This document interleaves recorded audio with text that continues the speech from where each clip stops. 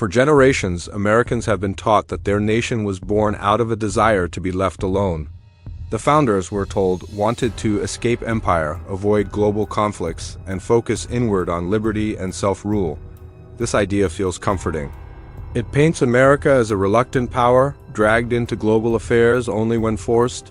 But history tells a more complicated story. From the very beginning, the United States was conceived not as a quiet republic on the edge of the world, but as an ambitious experiment with international consequences. The late 18th century was not a peaceful or isolated time. It was an age of empires, global trade routes, colonial competition, and constant warfare. The American colonies were already deeply embedded in this world. They exported raw materials, imported manufactured goods, and relied on global credit markets. When the founders declared independence, they were not stepping out of the international system. They were stepping deeper into it, this time as independent actors. The Declaration of Independence itself was a global document. It was written not only for the British Crown, but for foreign governments watching closely. France, Spain, and the Netherlands were potential allies, and recognition from these powers was essential. Without foreign support, the American Revolution would likely have failed. The founders understood this. From the very first moment, survival depended on global legitimacy. This reality shaped how the new nation saw itself. America could not afford to be weak, divided, or financially unreliable. A fragile republic surrounded by powerful empires would be crushed or absorbed. The founders were not naive idealists. They were pragmatic thinkers who had witnessed the rise and fall of states. Their solution was not withdrawal from the world, but engagement with it on carefully constructed terms. This chapter sets the foundation for understanding everything that follows. America's global role was not an accident of the 20th century. It was embedded in the nation's DNA from birth. To understand why America is targeted, challenged, or resisted today, we must first abandon the myth that it ever intended to stand apart from the world. The image of the founders as simple farmers and local politicians is deeply misleading. Many of them were among the most internationally experienced individuals in the Atlantic world. Benjamin Franklin lived in Europe for years, navigating royal courts and diplomatic intrigue. Alexander Hamilton studied the financial systems of Britain and the Netherlands. John Jay negotiated treaties with major powers. These men understood global politics not as theory, but as lived reality. Their intellectual influences were also global. The Enlightenment was a transnational movement, crossing borders through books, letters, and salons. Thinkers like Locke, Montesquieu, and Hume shaped American political thought.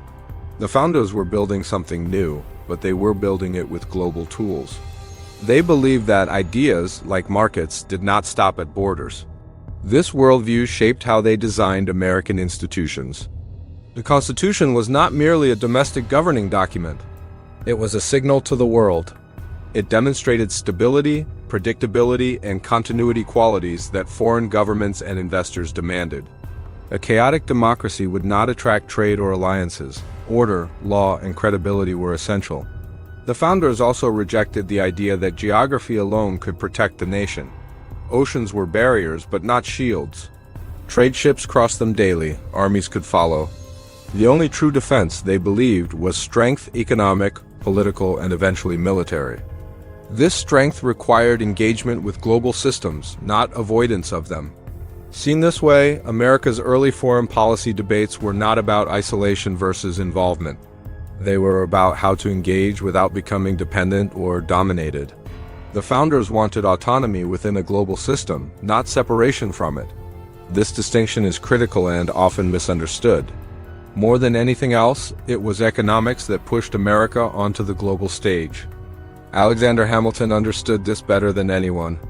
He believed that political independence meant nothing without financial independence. A nation unable to borrow, trade, or manage debt would always remain vulnerable to foreign pressure.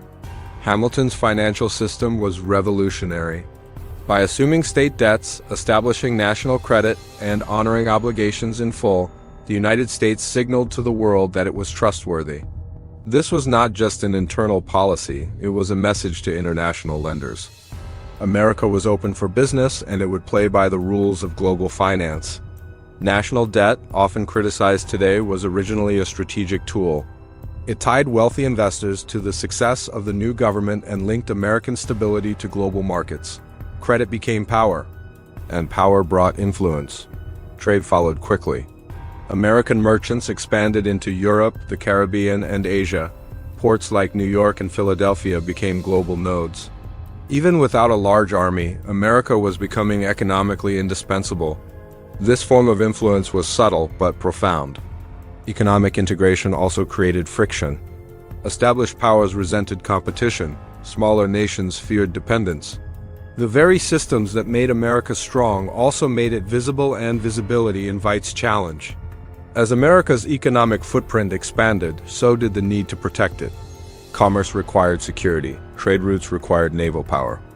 This led to a gradual but inevitable expansion of military capability, not for conquest but for defensive interests.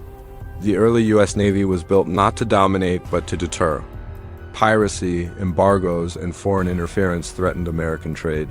Responding to these threats pulled the nation deeper into global affairs. Each engagement reinforced the lesson that influence could not exist without enforcement. The Monroe Doctrine is often misunderstood as isolationist. In reality, it was a declaration of regional authority. The United States was not withdrawing from global politics. It was asserting dominance in its hemisphere. This was global thinking applied locally. By the mid-19th century, America had moved from observer to participant in global power dynamics.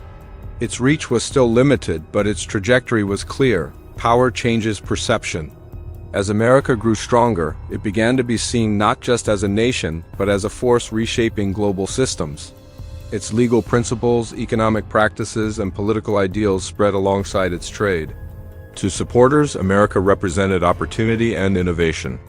To critics, it represented disruption and instability. Traditional hierarchies were challenged. Old empires felt threatened. Influence, even when unintended, creates resistance. This resistance was not always military. It appeared in trade disputes, diplomatic rivalries, and ideological opposition. The world was beginning to react not just to what America did, but to what it stood for. In the modern era, America's power became institutional. Global organizations, financial systems, and trade rules often reflected American values and interests. This created stability, but also resentment. The U.S. dollar emerged as the world's reserve currency, giving America extraordinary leverage. Sanctions, access to markets, and financial flows became tools of statecraft. Other nations noticed. Dependence turned into vulnerability. This is one reason America is targeted today.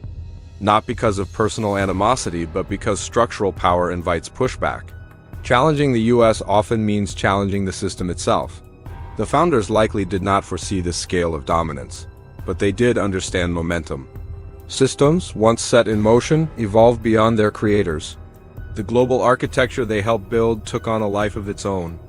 This raises uncomfortable questions. Can a nation designed for global engagement ever step back? Can influence be reduced without collapse? History offers few examples. America now faces the consequences of its founding vision not as a failure, but as a fulfillment. America was never just a place. It was an idea with global implications. From its financial systems to its political philosophy, it was designed to interact with the world, shape it, and be shaped by it. Understanding this changes how we interpret modern conflict. Opposition to America is not new. It is the continuation of a tension that began at the nation's birth. The founders created an experiment that could not remain contained. Whether that experiment can endure the pressures it created is the defining question of our time.